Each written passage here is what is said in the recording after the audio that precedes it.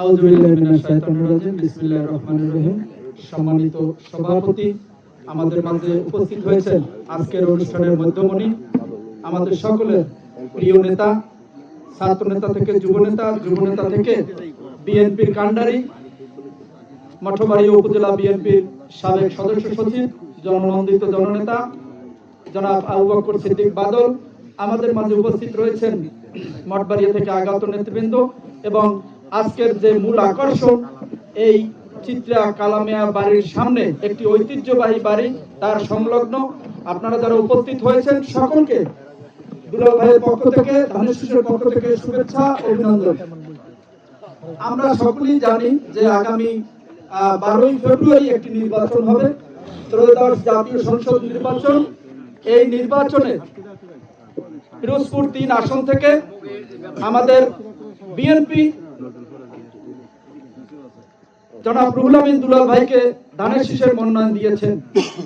আমরা অতীতে 3-4টি নির্বাচন হয়েছে, সেখানে আমরা আমাদের পছন্দের প্রার্থীকে আমরা ভোট দিতে পারিনি। আপনারা দেখেছেন ভোট কেন্দ্রে গিয়ে ভোট হয়ে গিয়েছে। তাই আমরা দীর্ঘ আন্দোলন সংগ্রাম করেছি, 17টি বছর একটি দুঃশাসনের বিরুদ্ধে আন্দোলন করেছি, ভোটের অধিকারের জন্য, গণতন্ত্রের জন্য। দেশনেত্রী বেগম খালেদা জিয়ার নেতৃত্বে, তারেক রহমানের নেতৃত্বে একটি ফ্যাসিস্টের পতনের পরে এখন একটি সুযোগ এসেছে, আমাদের ভোট দেওয়ার পরিবেশ তৈরি হয়েছে। আপনারা পছন্দের প্রার্থীকে ভোট দিবেন। সেই আন্দোলন সংগ্রামে সামনে থেকে নেতৃত্ব দিয়েছে এই মঠবাড়িয়ায় আল্লাহ রুহুল আমিন দুলাল। তিনি এই মঠবাড়িয়ায় এই বিএনপির নেতৃত্ব দেওয়ার সময় তাকে রক্তাক্ত করা হয়েছে। তাকে হত্যা করার উদ্দেশ্যে একটি কুচক্রী মহল, আপনারা দেখেছেন, তাকে রক্তাক্ত করা হয়েছিল, কিন্তু রাজপথ ছেড়ে যায়নি। রুহুল আমিন দুলাল রাজপথে থেকেছে আপনাদের ভোটের অধিকারের জন্য, গণতন্ত্র প্রতিষ্ঠা করার জন্য। তাই আগামী দিনে রুহুল আমিন দুলাল ধানের শীষের ক্যান্ডিডেট হয়েছে এবং ধানের শীষের কান্ডারি হয়েছে। আমাদের দায়িত্ব এই রুহুল আমিন দুলালকে নির্বাচিত করা। এখন আমরা কেন তাকে ভোট দেব, এটাও তো একটা বিষয়। ধানের শীষকে আমরা কেন ভোট দেব? আগামী দিনে রাষ্ট্র পরিচালনার দায়িত্বে ইনশাআল্লাহ বিএনপি ক্ষমতা আসবে। ক্ষমতায় যদি বিএনপি আসে, এই মঠবাড়িয়ায় অবহেলিত এইখানে যে আপনারা দেখেছেন, এখানে অনেক উন্নয়ন হওয়ার কথা, কিন্তু আজকে আমরা কাঙ্ক্ষিত উন্নয়ন পাই নাই। কেন পাই নাই? বিভিন্ন সময় ড্রাম চুরি থেকে শুরু করে পুকুর চুরি, খাল চুরি, মাছ চুরি এবং দুঃশাসন, মাদক, সব কিছুতে ছয়লাভ ছিল এই মঠবাড়িয়া। আপনাদেরকে আশ্বস্ত করতে চাই, আল্লাহর রহমতে, আপনাদের আশীর্বাদে, আপনাদের ভোটে যদি রুহুল আমিন দুলাল মঠবাড়িয়ায় এমপি হতে পারে, এই মঠবাড়িয়ায় সন্ত্রাস মুক্ত মঠবাড়িয়া হবে, মাদক মুক্ত মঠবাড়িয়া হবে, চাঁদাবাজ মুক্ত মঠবাড়িয়া হবে। এটা কথার ফুলঝুরি না, বাস্তবতায় আমরা প্রমাণ করব।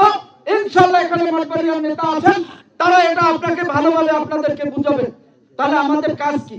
12 তারিখে আপনারা যারা এখানে উপস্থিত হয়েছেন, স্বল্প সংখ্যক লোক, সবাই তো উপস্থিত হতে পারেনি।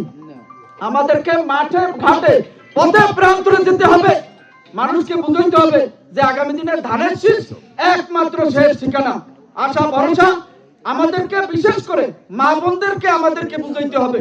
মা বোনদেরকে সকালবেলায় ভোট কেন্দ্রে নিয়ে যেতে হবে ধানের শীষের পক্ষে ভোট দেওয়ার জন্য।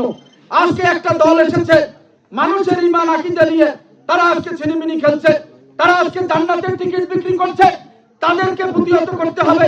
রুহুল আমিন দুলাল মঠবাড়িয়ায় আপনারা দেখেছেন সততার সাথে, দক্ষতার সাথে, ঈমানের সাথে রাজনীতি করেছে।